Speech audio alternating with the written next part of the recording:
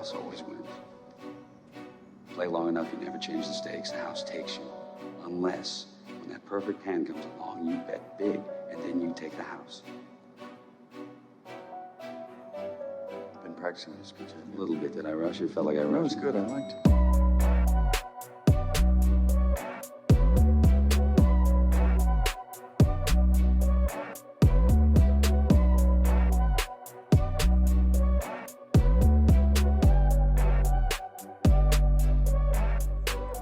What's up, everybody, and welcome back to the Big Easy Bets podcast. I'm your host, Logan, and with me in the studio, Nick Von Brick. What's up? With us on the ones and twos, Joseph Ascani. What it do? This is episode 160. College football week 0 is in the books. We are on to a full slate of college football games. We're going to recap what went right, what went wrong. A lot of wrong for week 0. We'll give you all of our best bets for week 1. But before we do that, we'll touch on a couple of things going on in the sporting world and just in general. Subscribe everywhere. Big Easy Bets YouTube, Big Easy Bets TV. Subscribe Spotify, Apple Podcasts. The cover art is updated. The lock song is brand new. We're ready to roll. Slow start, but we're about to get it. I'm feeling good. I'm feeling positive going into this week. Are you more excited this week? Yeah. Huh? Yeah. I'm excited to see some real football. Yeah. I mean, we'll get into it. So Saints news, we have made the cuts to get down to the requirement for the roster. Obviously, Jalen Smith's gone. Didn't understand that. Made an entire special teams overhaul. Lutz is out. Gillikin's out. I mean, Lutz has had kind of some down years. I don't really care too much. Group, whatever it is. He did well enough for me. I don't really care. What are your thoughts? Think it's a mistake? Getting rid of Lutz? Yeah. Nah. He kind of he's had some.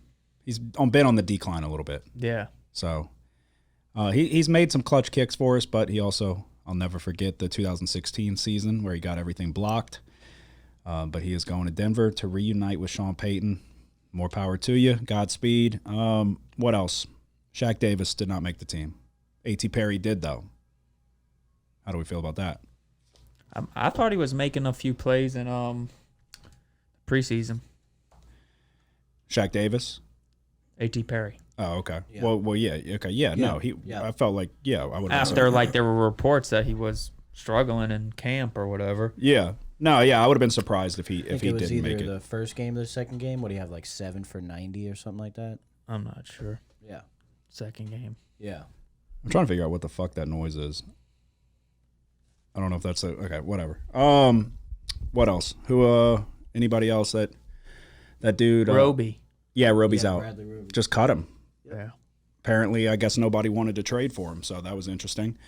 Means Alontae Taylor, I guess, is going to the slot, which he's had some struggles this preseason in the slot, but I do think he's very talented. I think he's the reason we got rid of Chauncey Gardner-Johnson. So, also, Darrell Williams, gone. Jimmy Graham made it, though. Yeah. So, we were wrong there. Kroll is out, but so what? That means we have 4 tight ends on the roster, if you count Taysom Hill.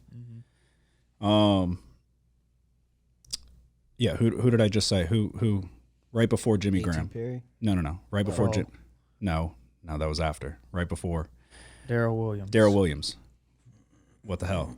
What? We brought him in, and then we were looking at Kareem Hunt, and then we settled on Darrell Williams, and then we said, never mind. Yeah. We'll just go with who's going to be our running backs when Kamara's out. Jamal and Kendra. Don't love that. Solid one, too.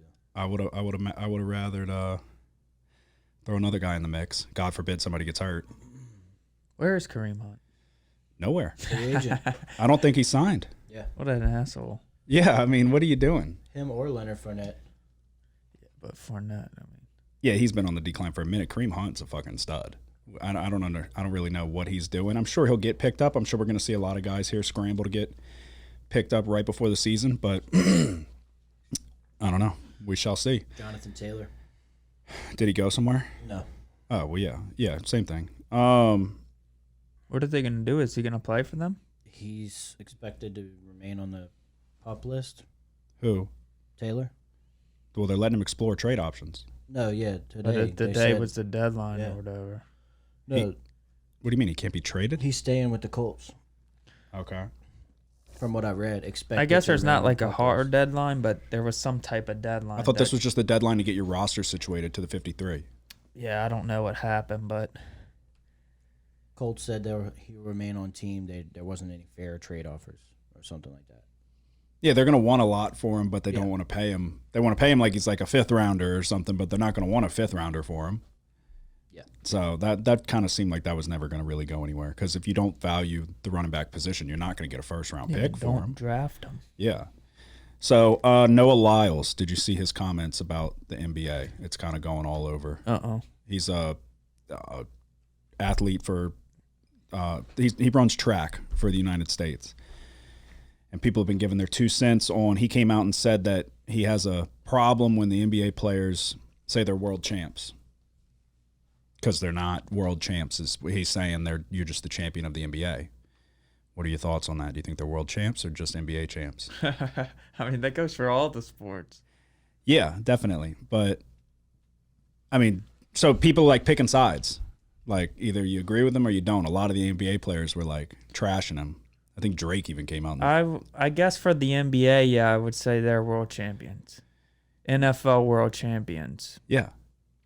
Soccer, if the MLS Fuck or no. whatever No. said they were world No. champions. No, yeah. And I doubt I bet you they don't say that. Yeah.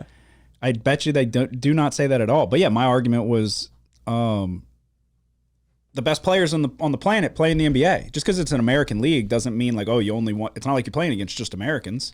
They're like, oh, well, you have to play against the whole world. Yeah, when we go play against the whole world, we fucking beat them like children. We beat them by 50 points a game. So there's no contest there.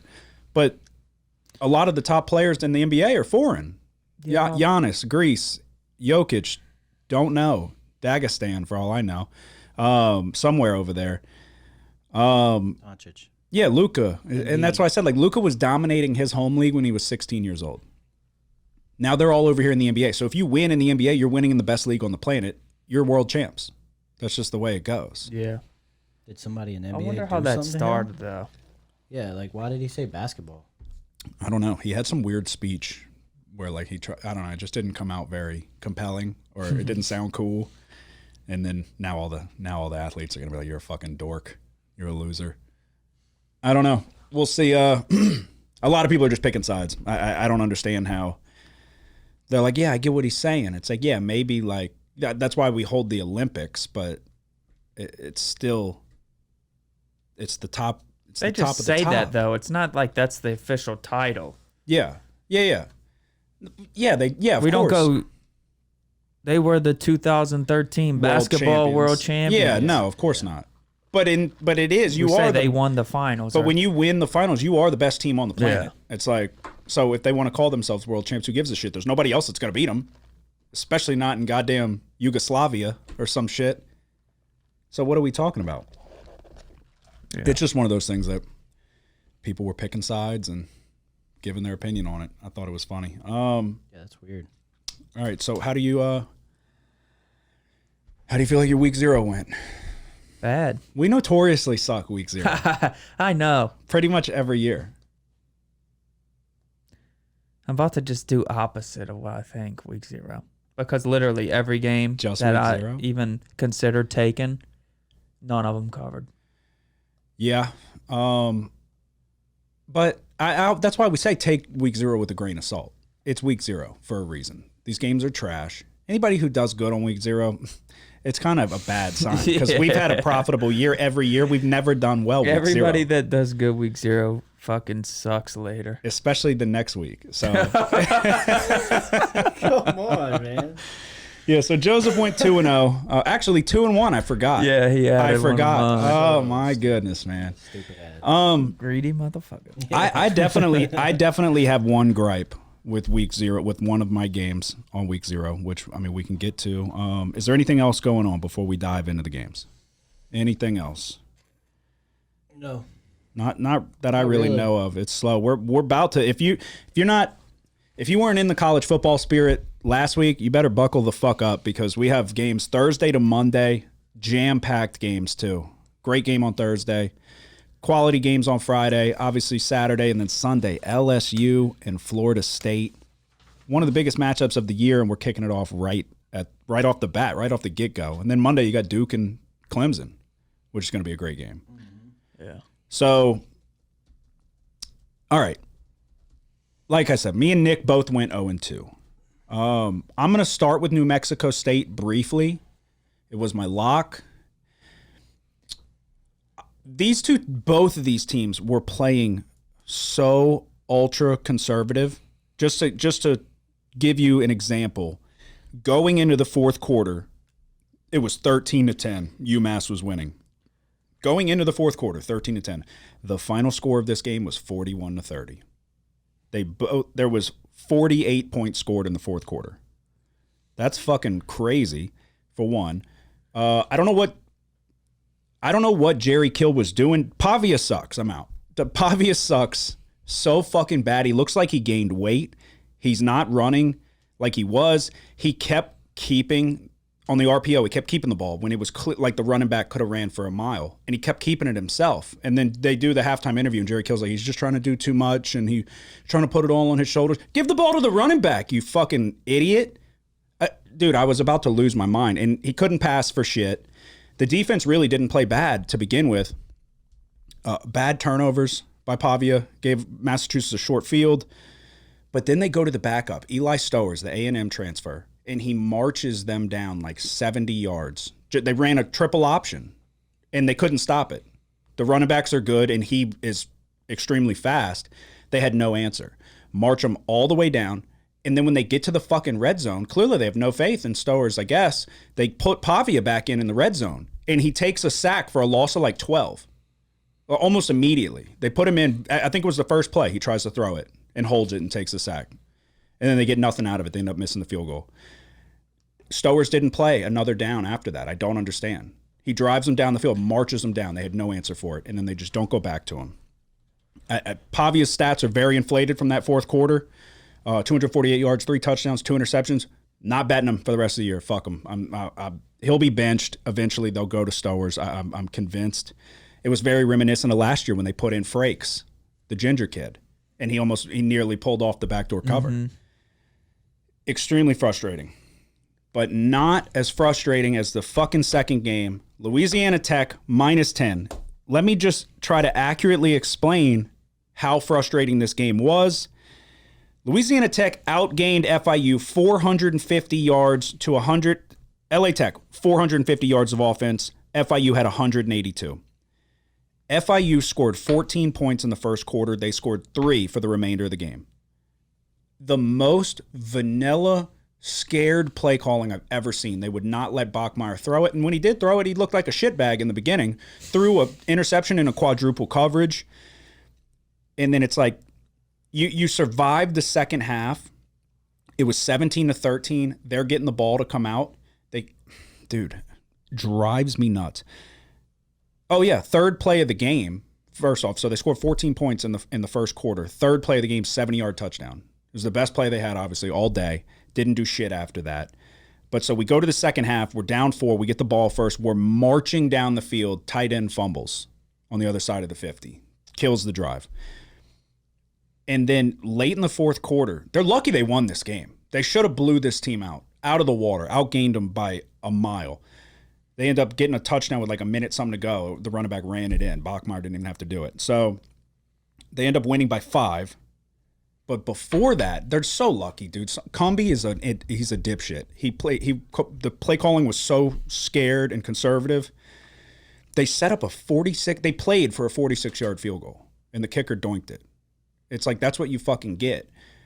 But it was just, we're back, is what it told me. We're right back in the saddle. Fucking one of the most frustrating games I'll probably have all year. FIU could do nothing offensively. Nothing. And so I'm like, eventually we're going to fucking score.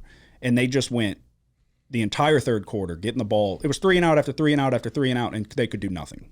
Bachmeier takes the dumbest fucking sacks. He's one of those, like, he has the talent, but he's just not good enough to be like a top tier quarterback. And it's because he makes the wrong reads, holds on to the ball too long, takes sacks when you can't take a fucking sack. It's all the little things that like the elite quarterbacks don't do. Pocket awareness is fucking terrible. Everything that Bryce Young was elite at, Bachmeier's fucking trash at. And it was so fucking annoying because they have this guy, Smoke Harris. He had 11 catches, 155 yards, and a touchdown. He took a slant like 60 yards to the house. It was the best play they had all game. He's the fastest fat kid I've ever seen. It doesn't even make sense. I'm not even kidding. You need to go look it up. Like, he's got a beer gut, and he probably runs a 4.3. The most frustrating game I'll probably have. I mean, I know I'll have a bunch more, but Yeah. But no, those do suck. The ones where your team dominates, but they don't win by how much they should have. Yeah, just fucking horrific execution. I think there was multiple missed field goals. We're getting it out of the way now. So, do you have anything on your two? Not much, I guess the biggest thing we could talk about is Navy's not changing anything on offense. Okay, they're not throwing it a lick more than they used to throw it. They might be throwing it less. I don't know if they Let's even touch on had that. any completions. Let's touch on that real quick. No, they did for negative yards, I think. Okay. So, yeah, there was clearly some rumblings. There was some rumblings through the grapevine that Navy was now going to be they're still going to run it, but they're going to be more of a spread offense type team. They're going to sprinkle in some pass plays. There was none of that. They did do their typical, like, try to get you with a trick play here and there. They honestly, they had open receivers on the few plays that they attempted passes and just could not complete it. They completed that one late. They completed that semi-deep ball. Late. Yeah, before that. So they were 3 of 7 for the game. They attempted 3 passes. Where do we get this information from? Who starts Everyone spreading was these? saying it. Yeah, everyone I trust. No, it was spreading like wildfire. Wait till you see the new Navy offense. It's the same fucking offense. Yeah, maybe some little intricacies are different. The way maybe they block, the blocking scheme, but it's the same principle as what they try to do. Yeah, they don't pass for shit. Yeah, no, they don't throw It's it. just like old school Navy. They're not interested in winning football games. Yeah, down 20, down 20. We're running it again and again and again. Oh, man. Yeah, but look, Notre Dame, it's everything that I expected them to be, especially against a poor Navy defense. I mean, Navy is going to get shit drugged by whoever they play or whatever y'all want to fucking call it. You know what I mean? Shit drug. They are. They're going to Defense get is terrible. I mean, it's awful. They can't score, okay? And they're not going to be able to stop anybody from scoring. They might do a little bit better against teams against the run, but against the pass, no, Estime had they're his not way. going to do shit. It quickly became apparent that they were going to have no answer. Navy's for Notre in Dame. deep trouble. Yeah, it became apparent very fast that Notre Dame was going to be able to score as much as they wanted. It would have came down to Navy, just to cover, it would have came down to Navy having to play their style and 15 play drives where you milk away 8 minutes and then you just don't give Notre Dame enough opportunity. But so you were on the over 50.5, 2 missed field goals was the difference. That cost us. So special teams was hurting us all day. But if they make those field goals, done deal. You would have cashed there. And then USC first half minus 18.5, your lock of the week. Yeah, USC's defense sucks still. They actually got the ball. I was watching this. Well, the only touchdown of the first half for San Jose State, it required Cordero to scramble for 3rd and 22. So I'm sure you were not happy when that happened. Well, then they got one at the very end of the half. Who? San Jose State. They got a touchdown? Yeah. Oh, okay. So I stopped watching. Left. I stopped watching because USC had the ball with like a minute something to go. Yeah. And so if they go down and score, are you cramping again? Okay, I was about to say. They had the ball with a minute something to go down and score and would have covered the first half line. Obviously, if San Jose State then still goes and scores, a different story. But once they gave the ball back to San Jose State, I stopped watching. So I don't even know that they let them go score. Yeah, Cordero is improved. Yeah. He moves. I mean, USC didn't really put up much of a fight defensively. They're still not aggressive tackling team. You know? Yeah. Like Utah's going to run through them. Mm-hmm. Who's the guy, Branch, everybody was talking about for USC? They said he's the next Reggie Bush. He's a running back? Honestly, probably like a do-it-all guy. I think he's a wide receiver. Yeah, no, I know the offense is just as good as it was last year. Yeah. Yeah, Zachariah Branch. Yeah, I think he's a wide receiver. Yeah, okay. He had 1 rush. Yeah, he had 4 catches, 58 yards, and a touchdown. But I think he took a kick return to the house too. Okay. They're saying he's the next Reggie Bush. I did see the kick return, and he did like the cutbacks like Reggie and shit. So that's they're saying the receiver room better than last could be year. better than last year. Yeah. All right, Joseph, you went 2-0, 2 passion plays, 2 wins. How'd you feel? Good. That's it. I mean, I told you I like Sam Hartman. I know it's Navy, and obviously their defense is crap, but I could see this game.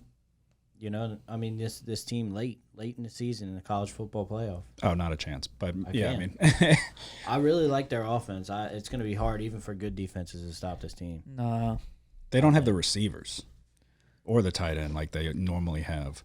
It takes one time for Hartman to get a big paw slapped across his head.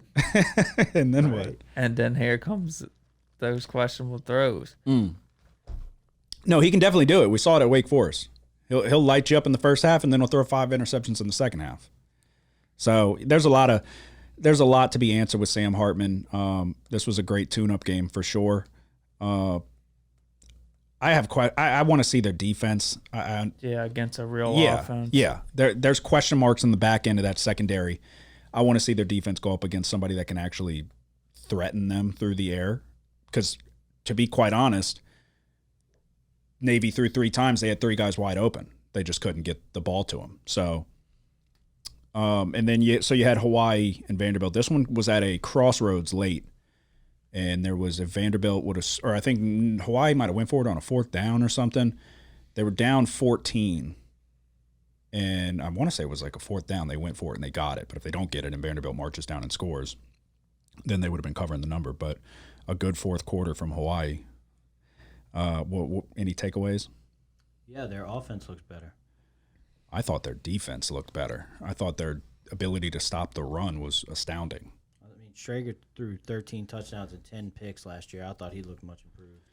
Yeah, he looked good. They did have a drive to go tie it, and he threw a pick, a bad one, but in the back of the end zone. No. Well, he threw a terrible jump ball to the back of the end zone. No, this was awful. This was midfield. This was they had a drive to go tie the game, and he ended up throwing an interception basically to end the game. Actually, basically, I'm pretty sure. I'm also getting mixed up with Louisiana Tech. I forgot. They score. They're up 5. FIU, minute left. I'm like, we need some fucking magic to happen. Anything can happen. Seen it all before. Tip ball, Louisiana Tech gets the pick. I'm like, oh, my God, please. And he goes down like a fucking bitch. Like a bitch. There was like one guy. He would have needed one block, and he could have fucking win. Like, come on. It's the first game. Your family's probably the only people in the stands. Fucking give them something to cheer for. So, yeah, 0-2 for me and Nick, 2-0 for Joseph. I have a decent-sized card this week. How many total plays do you have? 4. I think I have 6. One that I'm iffy on, but I confirmed all. I'm going to reconfirm, but I confirmed all my lines today. So everything that I give out today, you can still get, or you could get at this time. Obviously, the episode will be out. I'm having a stroke. Episode will be out tomorrow. All right. You want to lead us off? Yeah, sure. The pressure's on now. I got a Thursday game. Nebraska at Minnesota. Minnesota 7-point favorites. Over-under is the over-under. 43.5. Nebraska. Matt Rule welcomes in Matt Rule. They also add Georgia Tech transfer quarterback Jeff Sims, a dynamic player. I'm going to get straight to the point. I just think I always fall for the damn Nebraska trap. Oh, Every that reminds year. me. Just to cut you off, did you see what happened to Eric Gilbert? Yeah. That came out today, I think. Yeah. Okay.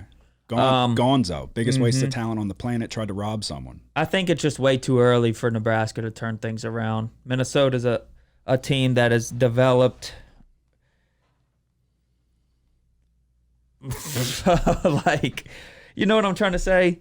They're more developed program is what I'm trying to get at. Yeah. PJ Fleck, head coach, They run the ball and they play really good defense. They have one of the best defenses in the country last year. They will have to replace Mo Ibrahim.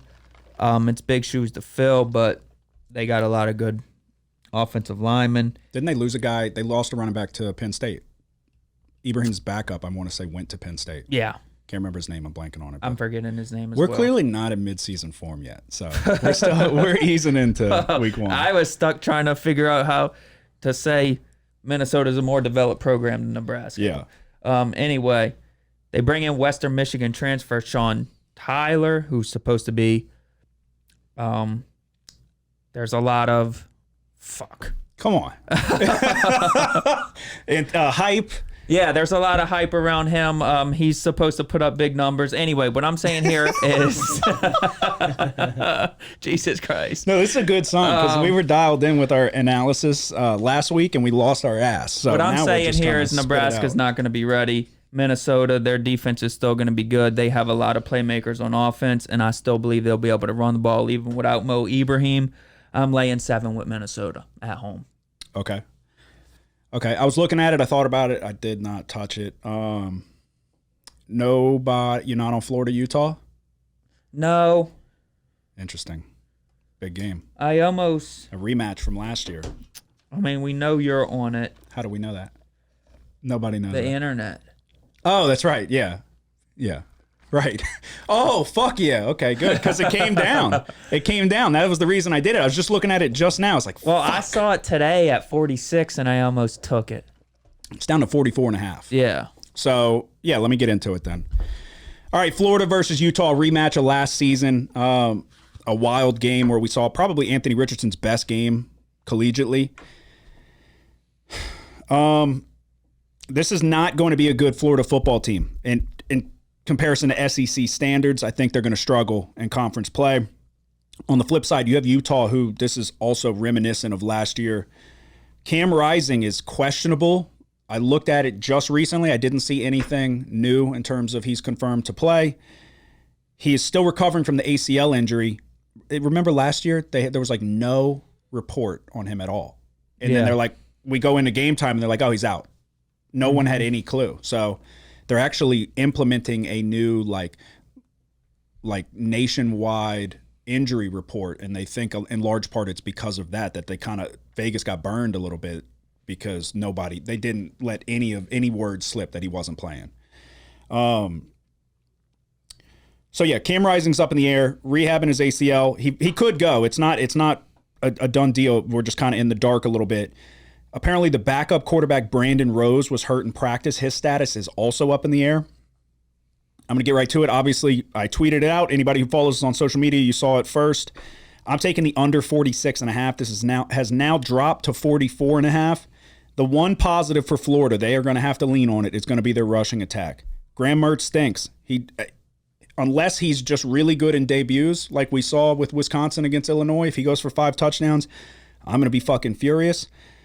But he's not very good. He's not a mobile quarterback. Utah's defense is good enough. Their linebacking core, their front 7 is experienced. So I'm going under 46.5.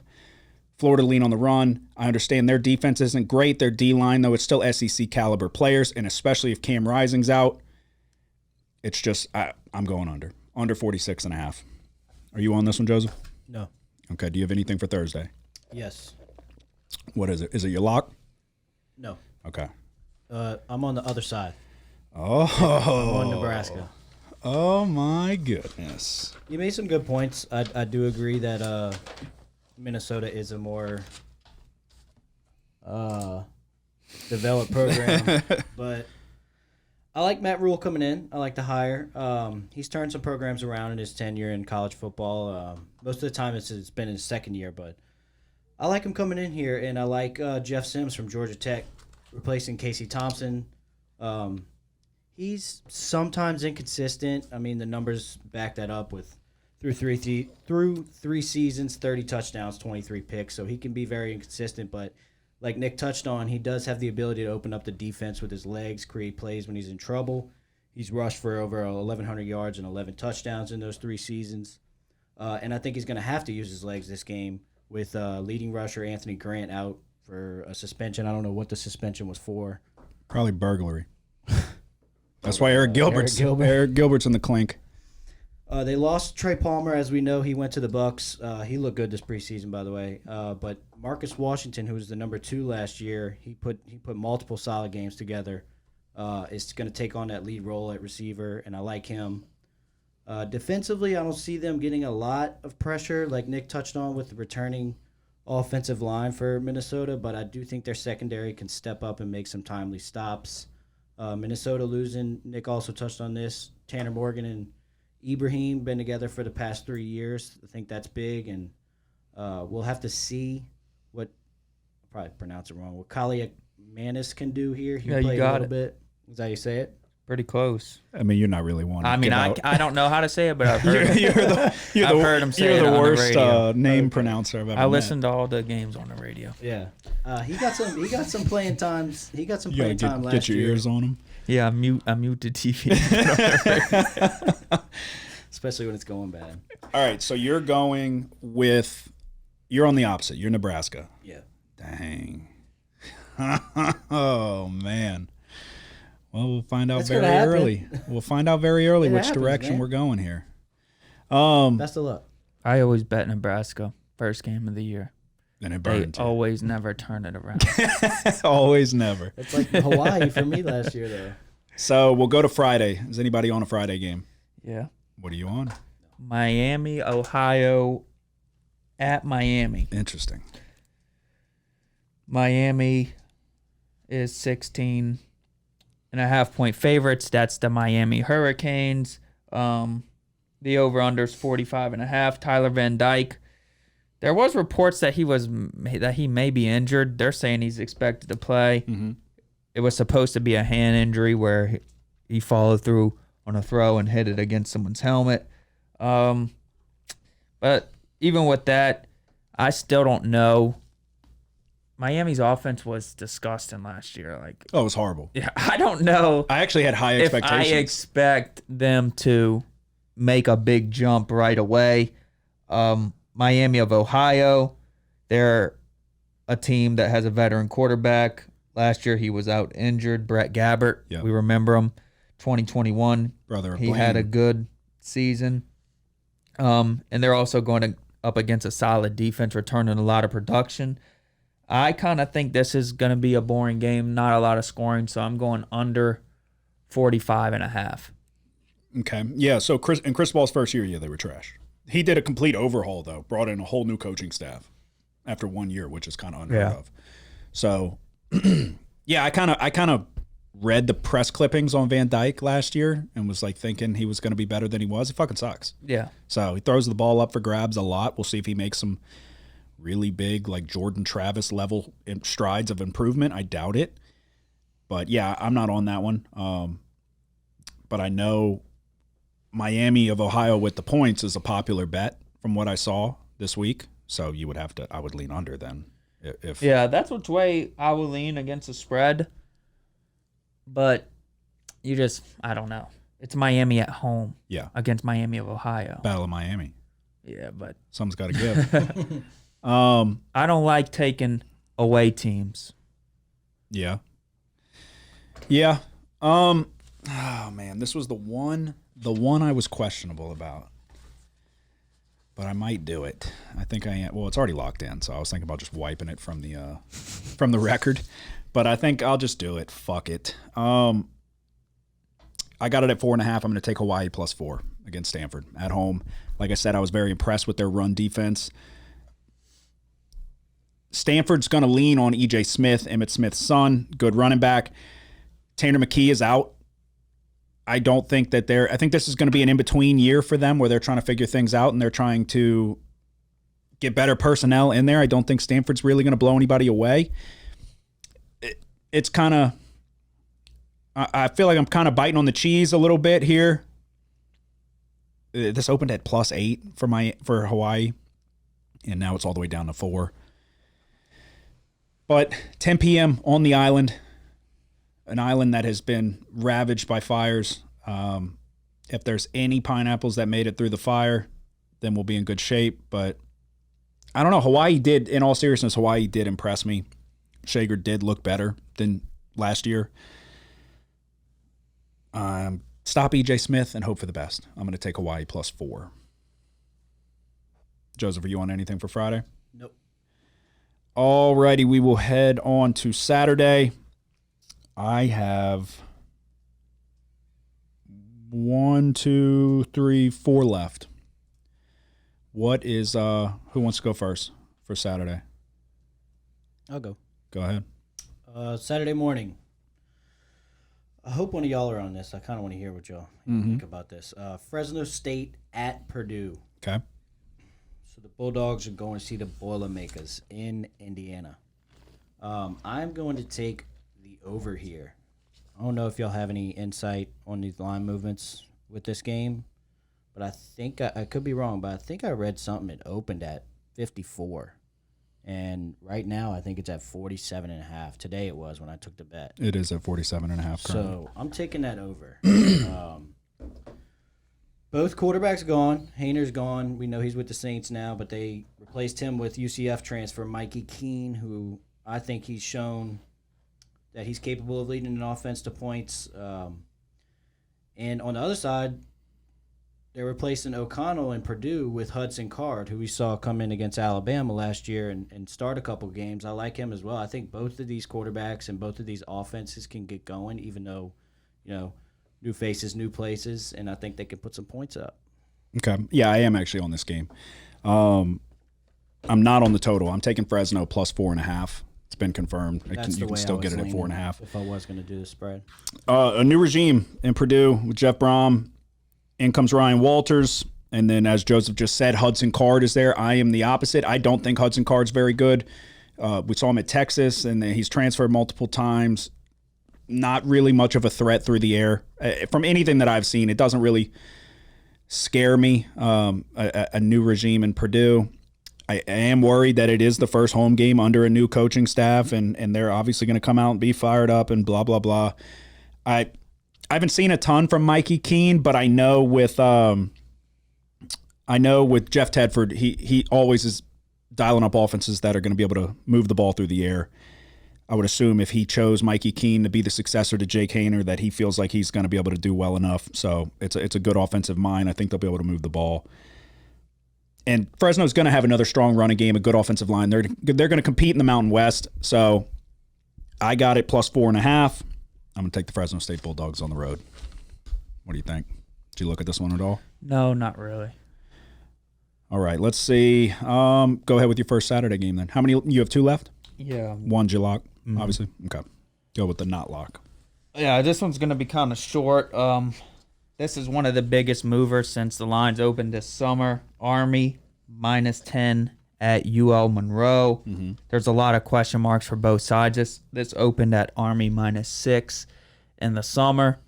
Some of Army's key guys are injured. They don't have Tyre Tyler anymore. They're looking for a new quarterback.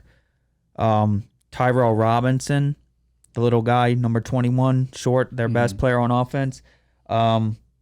He's going to be out this Saturday. ULM isn't good, but I think both of these teams are kind of in the same position as far as trying to figure things out, who's going to be playing where. I think 10's too many to be given Army going on the road, so I'm going to go ahead and take UL Monroe +10. Okay. All righty. Joseph, how many more do you have to your lock? One more? Nope. Just your lock left? Yeah. All right, I have 2 more and then my lock. So, Ohio State versus Indiana. Ohio State is 29-point favorites. Big Ten matchup to start the year. Big number. I'm going to lay the points with the Buckeyes here. I know it is a conference matchup. Indiana has transfers at almost every major position. I think Ohio State's far superior in the trenches. They're going to drop 50, even with the question marks at quarterback. I think their defense, I talked, last year, 2 years ago, about Jim Knowles. It always takes a couple years for you to really get the improvement you're looking for with a new defensive coordinator. Jim Knowles is a very good defensive guy from Oklahoma State. I think this is going to be a really good Ohio State team, especially in the trenches. But all over the field, I think they outmatch Indiana here. I'm taking a -29. And then was their quarterback confirmed? The backup from last year? He's starting? I don't fucking know. To be honest, that's not. Yeah, he's I forget his name now, but Yeah, this is more of like whoever they decide to go with. Yeah. I don't really care. It's more of the defensive side of the ball. I don't think Indiana's really going to be able to do anything. Kind of like with Alabama, they're going to be running multiple quarterbacks. They're going to put up a shitload of points. Yeah. Penn State versus West Virginia. The line is at 20 in favor of Penn State. It's a top 10 Penn State team with a lot of hype. West Virginia wants to run the ball. I don't think they're going to be able to against the Penn State defense. A ton of depth and experience in the front seven. I think Penn State makes a statement in this with a loaded running back room. I think it's going to make life easier for the new quarterback under center. I'm taking Penn State minus 20 as well. And then all I have left is my lock. As do I. Alrighty, so we will move on to the most important bets of the week, our locks. It's a lock, Kramer. You've had this thing under control for almost 3 years now. But it's a lock. They need that fucking juice. They need that next bet. They need. Come on. Yes! When they win, they go fucking crazy. You're a bad motherfucker. Go in that shower, grab your fucking nuts, and tell the world somebody's sniffing my fucking nutsack today. 'Cause I ain't got time to fuck around no more. All right, for my lock of the week, I am going to Colorado versus TCU. The Horned Frogs are 20-point favorites, and it is no secret how low I am on Colorado this season. But with that being said, just kidding, I'm taking TCU minus 20. Colorado's trash. They're going to be trash all year. Chandler Morris was originally the starter before he got hurt, and fucking the quarterback, Max Duggan, took over and blanking on everything today. I think TCU is going to dominate this one, just like Ohio State in large part. I think TCU is going to dominate this one in the trenches. They have a lot more experience. This is a completely new Colorado team. I'm taking TCU to win and win big, minus 20. Lock of the week. mine's in the game Texas Tech at Wyoming. Texas Tech is 14-point favorites. The over-under 51.5. Texas Tech quarterback Tyler Show. We remember him. He got banged up last year, and there was other quarterbacks, Donovan Smith, playing for them, and I think even another guy. He's back. However, I think they'll be able to move the ball, but they're going against a kind of annoying team in Wyoming. Wyoming is a team that's known for its good defense. They can run the ball, but if they can't run the ball, they really can't pass very well. So if they can't run, they can't pass. I think in this game Wyoming especially is going to have a hard time scoring against Texas Tech. I think the only chance for Wyoming here is their defense. I would lean Tech minus 14, but I'm going to go ahead and play the safer bet. I think the best bet here is the under 51.5.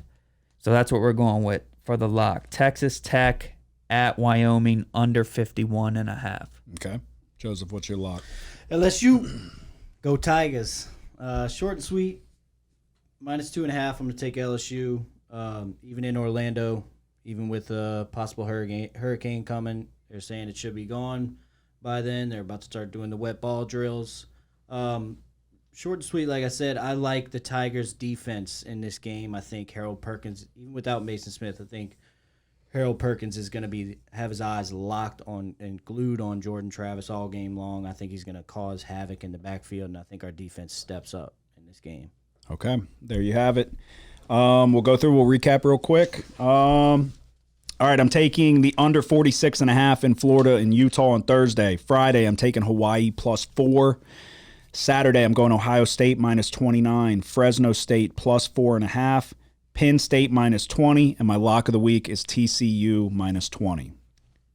I have Minnesota minus 7 on Thursday. On Friday, I have Miami of Ohio at Miami under 45.5. On Saturday, I have UL Monroe plus 10.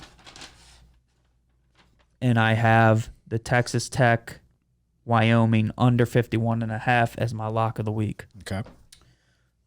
Midweek, I'm going on Thursday. I'm going Nebraska plus 7. On Saturday, I'm going Fresno State, Purdue over 47.5. And my lock of the week on Sunday, I'm going to the LSU Tigers minus 2.5 for some revenge. Alrighty, there you go. That is our locks of the week. That's all of our bets for the week. This is the final episode of the season. final episode of the season without having NFL football, as that kicks off next Thursday. So another shorter episode, right around 45 minutes today. But that's all I got. You got anything else before we go? Nope. Got Good luck, anything? fellas. All right, episode 160 is in the books. Make sure you go subscribe everywhere. Week 0 was a rough start, but week 1 can only get better. Can only go up from here. So y'all have a good one. Who dat? The house always wins.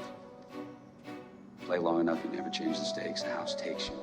Unless, when that perfect hand comes along, you bet big, and then you take the house.